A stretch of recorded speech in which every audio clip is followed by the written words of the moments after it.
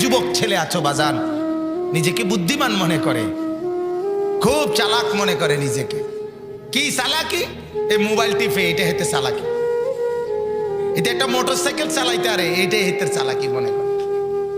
আরে বেকুব রে, এ কদ্দুর রে, হে খুব বুদ্ধিমান মনে করে। কত দুনিয়ার সম্পদশালী নিজেকে বুদ্ধিমান মনে করে। হ্যাঁ, অনেক বুদ্ধিমান, কোনো বুদ্ধি নাই মিয়া। 60 বছর লাগাইয়া একটা না, আপনি মাত্র এই একটা বিল্ডিং, আর এই বিল্ডিং এর মধ্যে কয়টা খাট পালং সোফা, আর কুমিল্লা শহরে 60 শতক জায়গা, হ্যাঁ, আর একখান গাড়ি, আপনার প্রাইভেট কার, এই তো ব্যাংকে কোগার টাকা, এই কদ্দুর মিলাইছেন। 60 বছর লাগাইয়া আপনি এই কদ্দুর মিলাইছেন, অথচ অনন্তকালের যা আখিরাত, এটারে পুরা খালি রেখে দিছেন, ফাঁকা বানায় রাখছেন। আপনার মতো বেওকুফ আর কেউ নাই।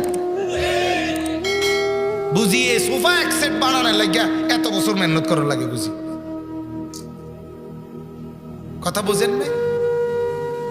4 রুমের মধ্যে টাইলস কদ্দুর লাগানোর লাগিয়া নি, বুঝি এভাবে পুরা ফ্যামিলি সম্পদ উপার্জনের পিছনের বেড়ারও লাগাই দিছে, বেডিরও লাগাই দিছে, ফুতেরও কামে লাগাই দিছে, ফুতের বউরও কামে লাগাই দিছে, নাতিরেও কামে লাগাই দিছে। সবাই মিল্লা পয়সা লাগা কামাই কর, কারণ টাইলস লাগাই তুই।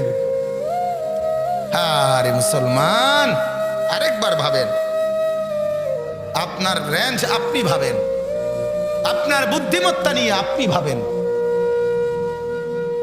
আশ্চর্য।